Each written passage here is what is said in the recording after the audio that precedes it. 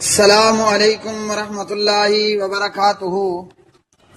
جی میرے پیارے اور محترم بھائی، آپ نے حج کا طریقہ پوچھا ہے،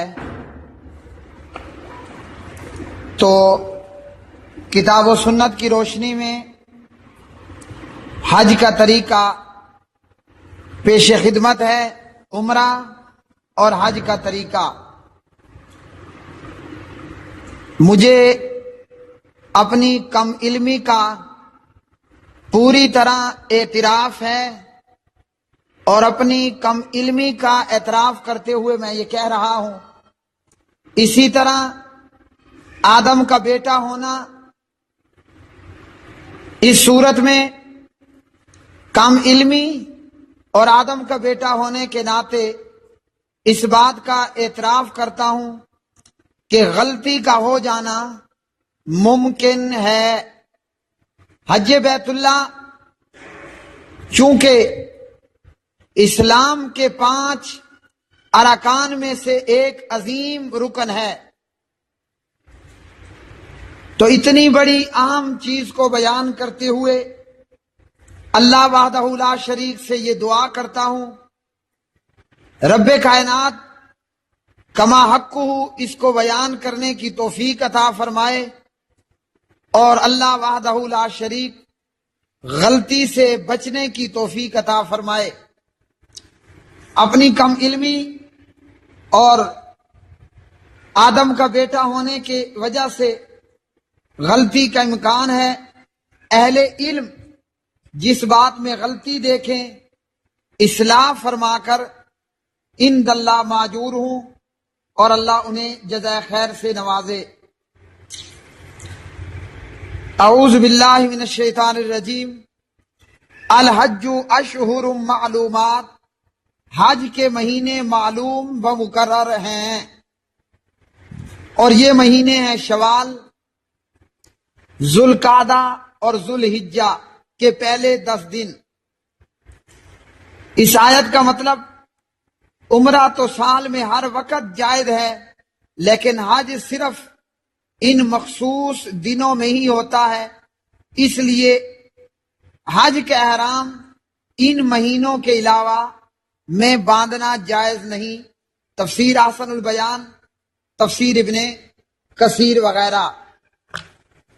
اب جب ہمیں معلوم ہو گیا کہ حج کے مہینے شوال، ذوالقعدہ، ذوالحجہ کے پہلے 10 دن ہیں، تو حج کی قسمیں کتنی ہیں؟ حج کی ایک قسم، پہلی قسم حج تمتع۔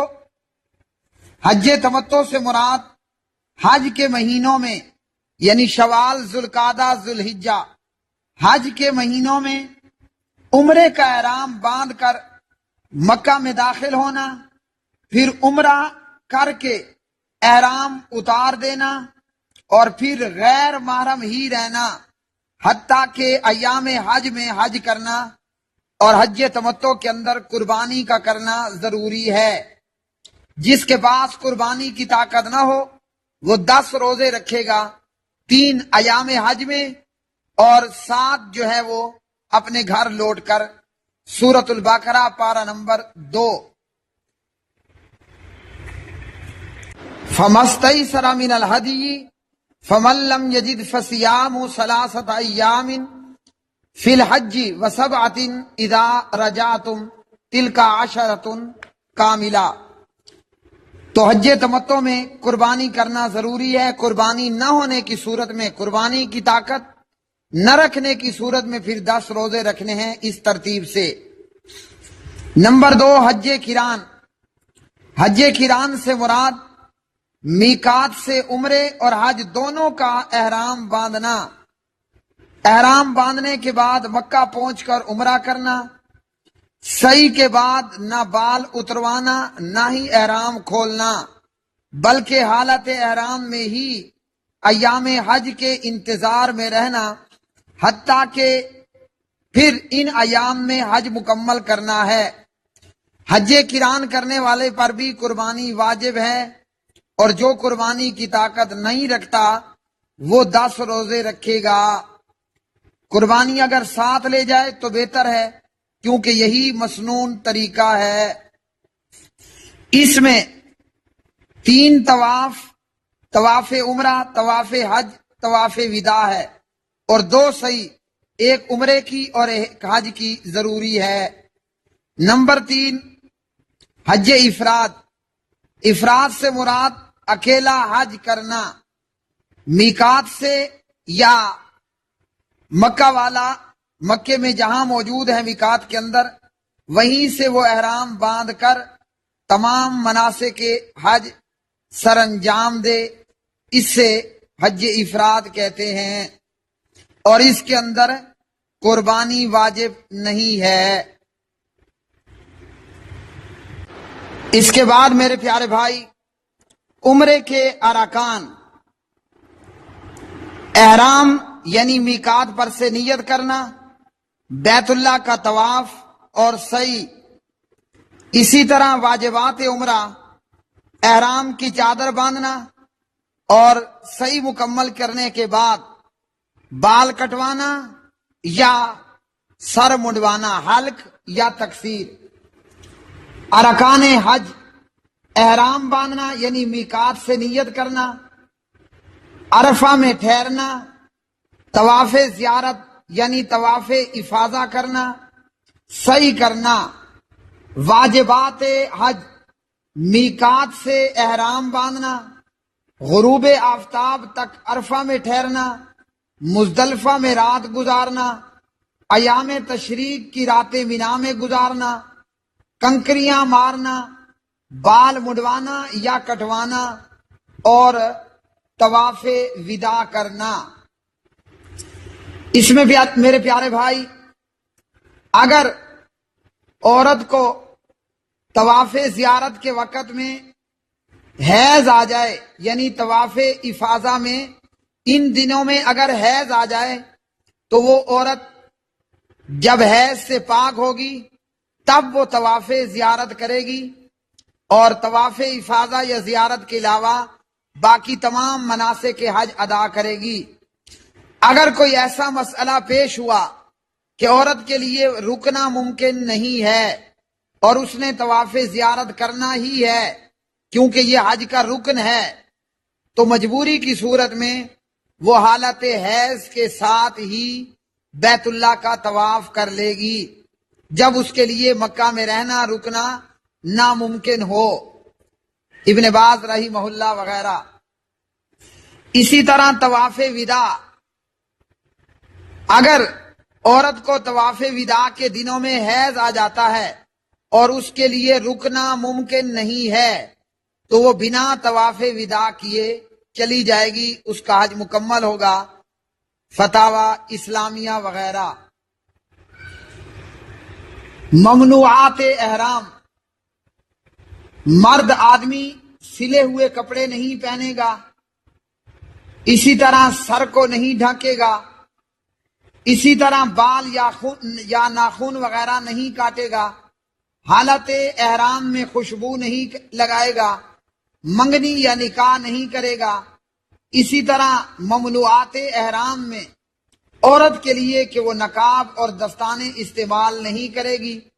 اسی طرح حالت احرام میں حاجی مرد عورت خشکی کا شکار نہیں کرے گا۔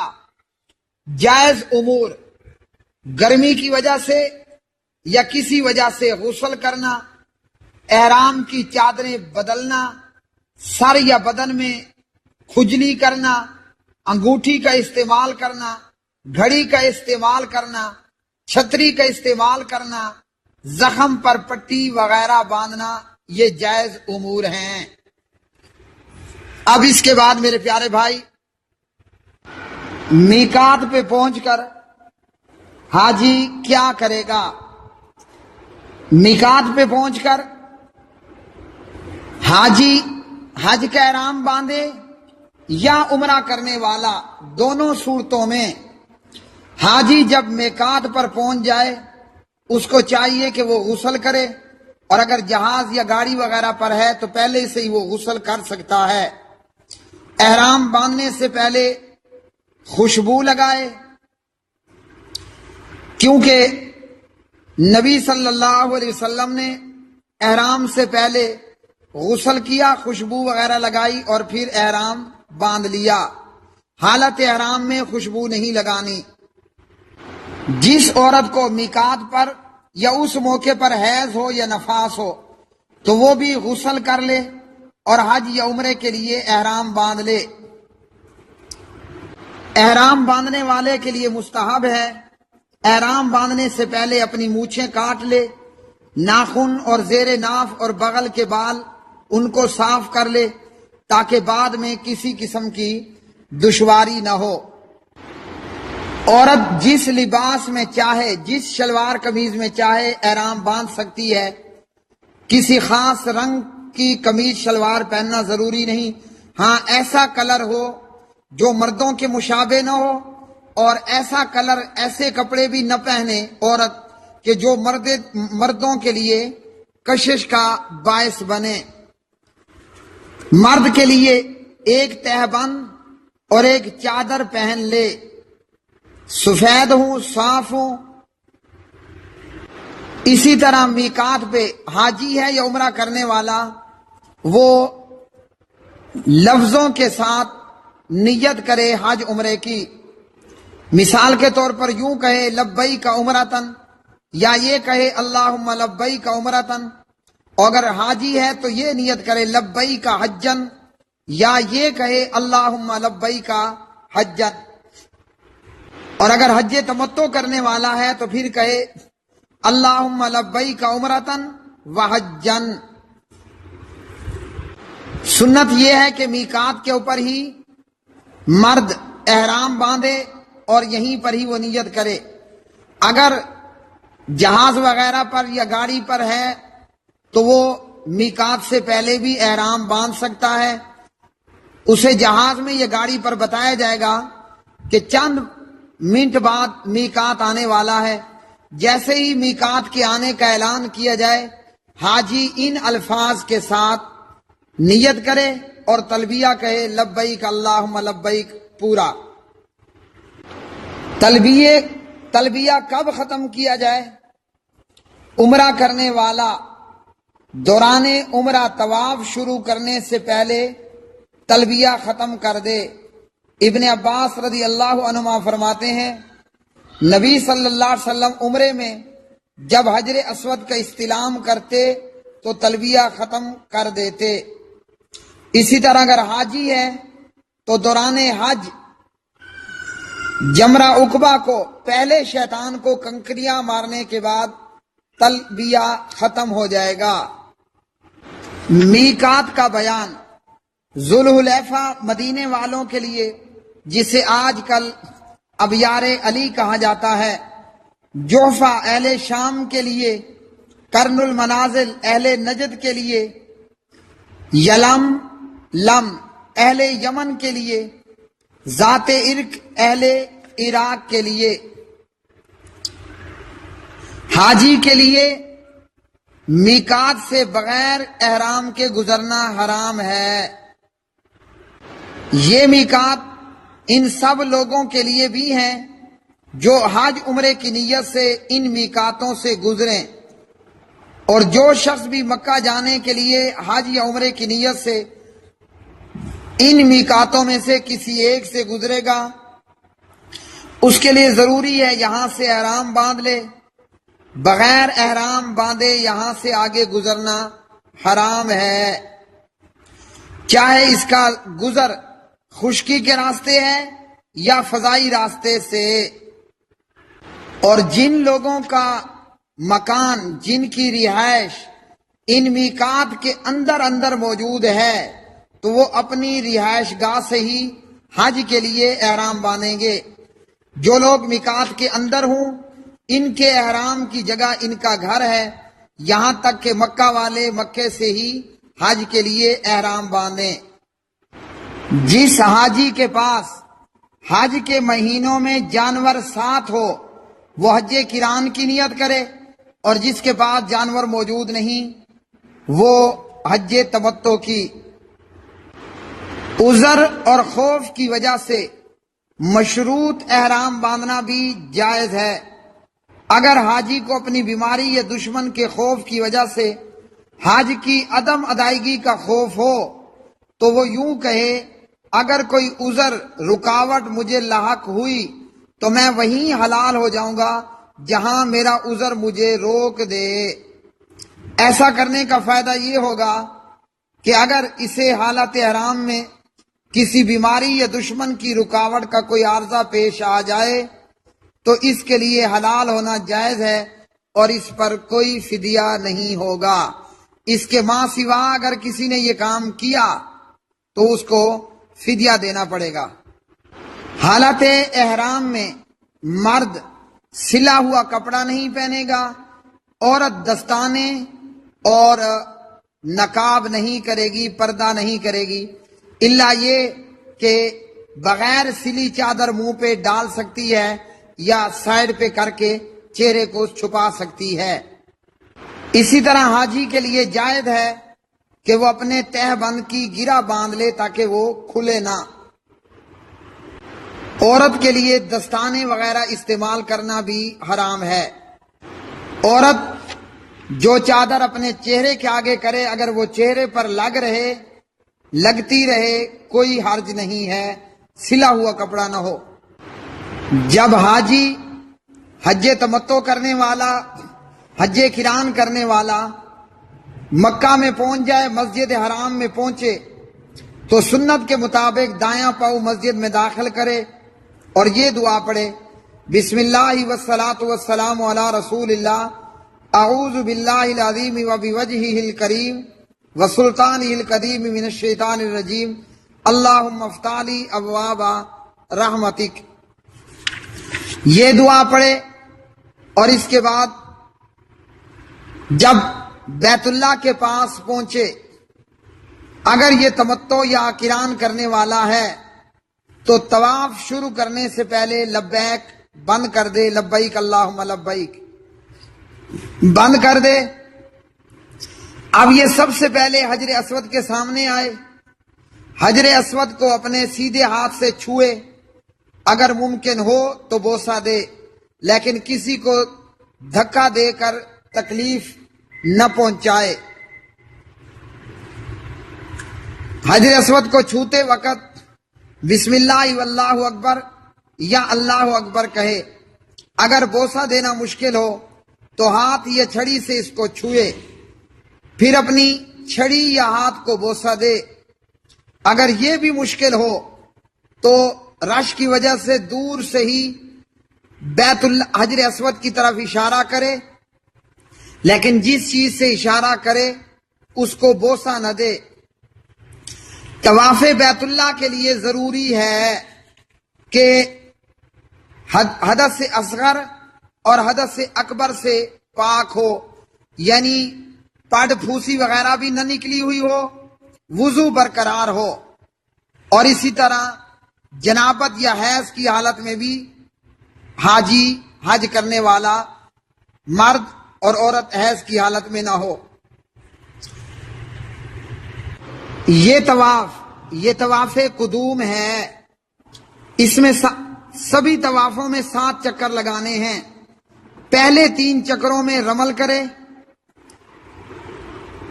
اور آخری 4 چکروں میں آہستہ آہستہ چلے، اور اسی طرح اپنا دایاں کندھا ننگا رکھے۔ طواف کے ہر چکر حجر اسود سے شروع کرے اور اسی پر ہی ختم کرے۔ اگر دوران طواف وضو ٹوٹ جائے، جا کر وضو کرے، جس چکر میں وضو ٹوٹا تھا اسی چکر کو دوبارہ شروع کرے۔ جماعت کھڑی ہو گئی، نماز پڑھے، جس چکر میں چھوڑا تھا اسی چکر سے دوبارہ حجر اسود سے شروع کرے۔ اگر طواف کے چکروں میں شک پڑ گیا کتنے چکر لگائے تو کم سے کم پر جو ہے یقین کرے، یعنی 4 کا شک ہے تو 3 پہ کر لے، بقایا کو آگے پورا کرے۔ بیت اللہ کا طواف پورا کرنے کے بعد 2 رکعت نماز کہیں بھی مسجد حرام میں پڑھ لے، پھر چادر کو طواف کے بعد چادر اپنے دونوں کندھوں پر رکھ لے اور چادر کے کناروں کو سینے پر لٹکا لے۔ طواف قدوم کے سوا رمل اور اجتباء یعنی پہلے 3 چکروں میں تیز چلنا، کندھا ننگا رکھنا، طواف قدوم کے سوا کسی اور طواف میں نہیں، اور نہ ہی سعی کے اندر کندھا ننگا رکھنا ہے، اور نہ ہی عورتوں کے لیے رمل ہے، نہ انہوں نے کندھا ننگا رکھنا ہے۔ حالت طواف میں حدث اور خباثت سے پاک رہنا چاہیے، اپنے رب کے لیے جھکا ہوا اور خود کو متواضع رکھنا چاہیے، کثرت سے اللہ کا ذکر کرتے رہنا چاہیے۔ اگر طواف میں کچھ قرآن بھی پڑھتا رہے تو یہ بھی بہتر ہے، یعنی دوران طواف تلاوت کرتا رہے، دعائیں کرتا رہے، بہتر ہے۔ طواف کے کسی چکر میں بھی کوئی مخصوص دعا نہیں ہے۔ رکن یمانی اور حجر اسود کے بیچ ربنا آتنا فی الدنیا حسنہ وفی الآخرۃ حسنۃ وقنا عذاب النار، یہ دعا پڑھنا مستحب ہے۔ حجر اسود سامنے آئے تو اس کو چھوئے اور بوسہ دے، اللہ اکبر کہے۔ اگر چھونا اور بوسہ دینا آسان نہ ہو تو جب بھی سامنے آئے اس کی طرف اشارہ کرے اور اللہ اکبر کہے۔ زمزم اور مقام ابراہیم کے پیچھے سے طواف کرنے میں بھی کوئی حرج نہیں ہے۔ پوری مسجد حرام طواف کی جگہ ہے۔ کعبہ کے قریب ترین طواف کرنا افضل ہے، لیکن اس افضلیت کو حاصل کرنے کے لیے لوگوں کو دھکے دینا یا تکلیف میں خود کو اور لوگوں کو مبتلا کرنا قطعاً صحیح نہیں ہے۔ طواف کے بعد جو 2 رکعتیں پڑھنی ہیں، ان رکعتوں میں سورۃ الفاتحہ کے بعد سورہ کافرون قل یا ایھا الکافرون اور سورہ قل ھو اللہ احد کا پڑھنا مسنون ہے۔ اب اس کے بعد صفا مروہ کی سعی اور اس کے آداب کا بیان۔ باب صفا سے نکل کر صفا پہاڑی کی طرف آئے اور اس پر چڑھ جائے یا اس کے قریب کھڑا ہو جائے۔ اگر میسر ہو تو صفا پر چڑھنا افضل ہے۔ پہلا چکر شروع کرتے وقت ان الصفا والمروۃ من شعائر اللہ ابدأ بما بدأ اللہ بہ یہ پڑھے۔ اس میں مستحب ہے قبلے کو سامنے کرے اور لا الہ الا اللہ واللہ اکبر، لا الہ الا اللہ وحدہ لا شریک لہ لہ الملک ولہ الحمد یحیی ویمیت وہو علی کل شیء قدیر، لا الہ الا اللہ وحدہ انجز وعدہ ونصر عبدہ وہزم الاحزاب وحدہ، یہ دعائیں پڑھے، اور یہ دعائیں سامنے اوپر لکھی ہوئی بھی نظر آ جائیں گی انشاءاللہ۔ اس کے بعد دونوں ہاتھوں کو اٹھا کر جس قدر دعا کر سکتا ہے کرے، اور جو بھی دعا کرے اس کو کم از کم 3 مرتبہ پڑھے، پھر اتر کر مروہ کی طرف چلے۔ جب پہلے سبز نشان پر پہنچے تو مرد چلنے میں تیزی کرے یہاں تک کہ دوسرے نشان تک پہنچ جائے، لیکن عورت ان دونوں نشانوں کے درمیان میں نہ دوڑے۔ عورت کے لیے صرف پوری صحیح میں چلنا ہے، پھر چل کر مروہ پر چڑھے یا مروہ کے پاس کھڑا ہو جائے اور پھر وہی دعا کرے ان الصفا والمروۃ من شعائر اللہ۔ پھر اتر کر چلنے کی جگہ چلے، دوڑنے کی جگہ دوڑے، نشان لگے ہوئے ہوں گے یہاں تک کہ صفا تک پہنچ جائے۔ ایسا 7 مرتبہ کرے۔ جانا ایک صحیح اور واپس آنا ایک صحیح ہے۔ صفا مروہ کی صحیح کے لیے طہارت یعنی باوضو ہونا وغیرہ ضروری نہیں ہے۔ حدث اصغر ہو یا اکبر، دونوں میں صفا مروہ کی صحیح کرنا صحیح ہے۔ ہاں، طہارت کے ساتھ ہونا مستحب ہے۔ جب صحیح پوری کر لے تو اپنے بال منڈوا لے یا چھوٹے کرا لے۔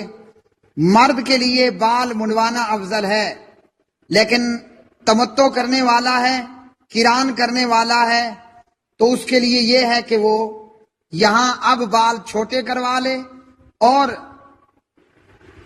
حج کے اختتام پر بال منڈوا لے مینا کے اندر۔ تمتع کرنے والا بال کٹوانے کے بعد احرام کھول دے، اب اس کے لیے سب کچھ حلال ہے۔ جو حج قران کر رہا ہے وہ اسی طرح بدستور حالت احرام میں رہے گا۔ عورت بھی اپنے سر کے بالوں کی کچھ بال کٹوا لے۔ حج تمتع کرنے والے کا عمرہ پورا ہوا، قران کرنے والے کا بھی عمرہ پورا ہو گیا۔ اب اس کے بعد ہے حج کا بیان۔ یوم الترویہ 8 ذی الحج کو حج کا احرام باندھ کر مینا جانے کا بیان۔ قران والا ویسے احرام میں تھا، تمتع والا اپنی رہائش گاہ سے احرام باندھے، اور حج افراد کرنے والا بھی اپنی رہائش گاہ سے احرام باندھ کر 8 ذی الحجہ کو مینا کی طرف احرام باندھ کر روانہ ہو جائے۔ 8 ذی الحجہ کو حج کا احرام باندھنے کے بعد زوال سے پہلے یا بعد میں مینا جانا مسنون ہے، اور پہلے شیطان کو کنکریاں مارنے تک وہ کثرت کے ساتھ لبیک اللہم لبیک پکارتا رہے۔ حجاج کرام ظہر، عصر، مغرب، عشاء اور نماز فجر مینا کے اندر ہی پڑھیں گے۔ سنت یہ ہے کہ ہر نماز اپنے وقت پر قصر کر کے پڑھی جائے، یعنی ظہر 2 رکعت، عصر 2 رکعت، عشاء 2 رکعت، مغرب اور نماز فجر اسی طرح پوری پڑھی جائے گی، یعنی 3 رکعت اور 2 رکعت، جس کی قصر نہیں ہے۔ یہاں جو مکہ والا ہے وہ بھی قصر کرے گا، جو خارجی ہے وہ بھی قصر کرے گا، وطنی بھی اور خارجی بھی دونوں نماز قصر کر کے پڑھیں گے، کیونکہ نبی صلی اللہ علیہ وسلم نے سبھی کو نماز قصر کر کے پڑھائی۔ نماز فجر مینا میں پڑھنے کے بعد 9 ذی الحجہ کو طلوع آفتاب کے بعد حاجی عرفہ کی طرف روانہ ہو جائیں۔ عرفہ پہنچ کر امام حج خطبہ دے، لوگوں کو تقوی کی، توحید الہی کی، اخلاص فی العمل کی تاکید کرے، اور کتاب اللہ سنت رسول اللہ صلی اللہ علیہ وسلم کی روشنی میں ان کو نصیحت کرے۔ تمام لوگ خطبہ کے بعد ظہر اور عصر اول وقت میں 1 اذان اور 2 اقامت کے ساتھ نبی صلی اللہ علیہ وسلم کے فعل کے مطابق، عمل کے مطابق ظہر اور عصر کو قصر کر کے، یعنی 2 رکعت اور جمع کر کے پڑھیں۔ اس کے بعد لوگ میدان عرفات میں وقوف کریں، تلاوت قرآن کریں، کثرت سے دعائیں کریں، اور مختلف دعائیں جو احادیث سے ثابت ہیں، ذکر و اذکار، لا الہ الا اللہ وحدہ لا شریک لہ، لا الہ الا اللہ وحدہ لا شریک لہ، لا الہ الا اللہ ولا نعبد الا ایاہ، جو مسنون دعائیں ہیں وہ دعائیں کریں۔ میدان عرفات میں وقوف کے دوران اپنے لیے، امت کے لیے، پاکستان کے لیے، کشمیر کے لیے، ہندوستان کے مسلمانوں کے لیے، فلسطین کے مسلمانوں کے لیے، شام کے مسلمانوں کے لیے، یمن کے مسلمانوں کے لیے، سعودیہ کے مسلمانوں کے لیے، اور تمام اسلامی ممالک میں موجود مسلمانوں کے لیے، پوری دنیا میں موجود مسلمان پبلک کے لیے دعا کریں، مسلمان حکمرانوں کے لیے اللہ سے جو ہے وہ ہدایت کی دعا کریں، اور مسلمانوں پر جو فتنے ہیں کفار اور منافقوں کی طرف سے، ان کے واسطے سے دعا کریں کہ اللہ اس کو، مسلمان امت کو، ان تمام چیزوں سے نجات عطا کرے۔ نبی صلی اللہ علیہ وسلم پر جتنا ہو سکتا ہے درود پڑھا جائے۔ میدان عرفات میں وقوف کرتے ہوئے جب سورج غروب ہو جائے تو سکینت اور وقار کے ساتھ نماز مغرب پڑھے بغیر مزدلفہ کی طرف لوٹیں، کثرت سے لبیک اللہم لبیک پکاریں، جہاں کچھ راستہ کھلا ملے وہاں ذرا تیز چلیں۔ میدان عرفات سے سورج کے غروب ہونے سے پہلے واپس آنا جائز نہیں۔ جب سورج غروب ہو جائے میدان عرفات کو چھوڑ کر مزدلفہ کی طرف روانہ ہو جائیں اور پھر مزدلفہ میں آ کر مغرب اور عشاء کی نماز قصر کر کے پڑھیں۔ مغرب کی 3 رکعت اور عشاء کی 2 رکعت۔ عشاء کو قصر کرنا ہے اور دونوں نمازوں کو جمع کر کے ادا کرنا ہے۔ مزدلفہ میں نماز فجر کے بعد سورج روشن ہونے تک مسلسل دعائیں کرتے رہنا ہے۔ جو لوگ مزدلفہ پہنچنے سے پہلے ہی نماز سے پہلے کنکریاں چننے لگ جاتے ہیں ان کا یہ عمل صحیح نہیں ہے۔ نبی صلی اللہ علیہ وسلم نے مشعر الحرام سے واپسی پر کنکریاں چننے کا حکم دیا، جس جگہ سے بھی کنکری چن لی جائے کافی ہے۔ مزدلفہ سے کنکریاں چننے کو خاص نہ کیا جائے بلکہ مینا سے بھی چننا جائز ہے۔ حاجیوں کو رات مزدلفہ کے اندر ہی گزارنی ہوگی، البتہ کمزور عورتیں اور بچے اگر اخیر رات میں مینا روانہ ہو جائیں تو بھی جائز ہے۔ نماز فجر پڑھنے تک حاجی مزدلفہ میں ہی مقیم رہیں۔ نماز فجر کے بعد قبلے کو سامنے کر کے مشعر الحرام پہاڑی کے سامنے کھڑے ہوں اور کثرت سے ذکر الہی، تکبیرات اور دعائیں کریں یہاں تک کہ صبح خوب روشن ہو جائے۔ دعا کے دوران ہاتھ اٹھانا مستحب ہے۔ کوئی ضروری نہیں ہے کہ حاجی مشعر الحرام ہی کے قریب کھڑا ہو، بلکہ جہاں بھی کھڑے ہو جائیں کافی ہے۔ پورے کا پورا مزدلفہ کھڑا ہونے کی جگہ ہے۔ صبح روشن ہوتے ہی مینا جانا اور مینا پہنچ کر کنکریاں مارنا۔ جب صبح خوب روشن ہو جائے تو سورج نکلنے سے پہلے مینا کی طرف چلنا، چلتے ہوئے کثرت سے لبیک اللہم لبیک پکارنا۔ اسی طرح مینا پہنچ کر جمرہ عقبہ کے پاس پہنچ کر لبیک بند کر دینا اور وہاں پہنچتے ہی جمرہ کو پے در پہ کنکریاں مارنا۔ جمرے کو پے در پہ 7 کنکریاں مارنے ہیں۔ ہر کنکری کے وقت ہاتھ اٹھائیں، اللہ اکبر کہیں۔ کنکریاں چنے سے کچھ بڑی ہونی چاہیے، چنے کے دانے سے، نہ جوتی مارنی ہے نہ بڑے بڑے پتھر اٹھا کر مارنے ہیں۔ کنکریاں مارنے کے بعد قربانی کا جانور ذبح کریں۔ ذبح کرتے وقت بسم اللہ اللہ اکبر، اللہم ھذا منکا والا کا۔ کنکریاں مارنے کے بعد قربانی کا وقت ایام تشریق کے تیسرے دن آفتاب ڈوبنے تک ہے، 11، 12، 13۔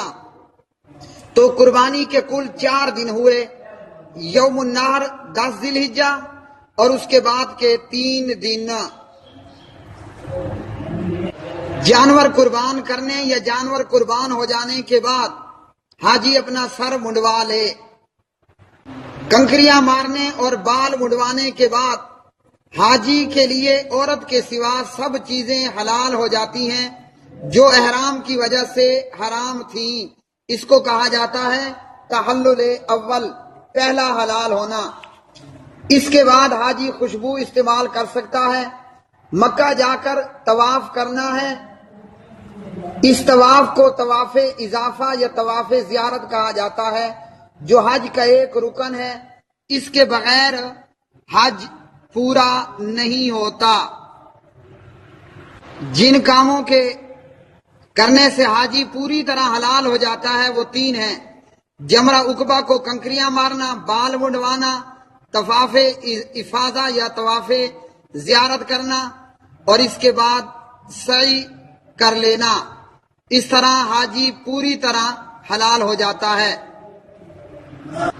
طواف افاضہ وغیرہ کرنے کے بعد حجاج مینا جائیں، وہاں 3 دن اور 3 راتیں قیام کریں، اور ہر دن سورج ڈھل جانے، زوال ہو جانے کے بعد تینوں جمرات کو ساتھ ساتھ کنکریاں ماریں۔ کنکریاں مارنے میں ترتیب کا لحاظ رکھنا ضروری ہے۔ پہلے اس جمرہ سے رمی شروع کی جائے جو مسجد خیف کے قریب ہے، اس کو 7 کنکریاں مارنا، پھر اگلے کو، اور پھر اس سے اگلے کو۔ بچہ، بیمار اور بوڑھا اور حاملہ عورت کی طرف سے کوئی بھی اس کا وکیل ہو کر اس کی طرف سے کنکریاں مار سکتا ہے۔ جیسے آپ کو شروع میں بتا چکا، حج تمتع اور حج قران کرنے والا، اس پر قربانی واجب ہے، چاہے ایک بکرا کرے یا گائے، بیل وغیرہ، اونٹ میں سے ایک حصہ، 7واں حصہ کر لے۔ اور جو تمتع اور قران کرنے والا قربانی نہ کر سکے تو وہ 10 روزے رکھے 3 ایام حج میں اور 7 گھر لوٹ کر۔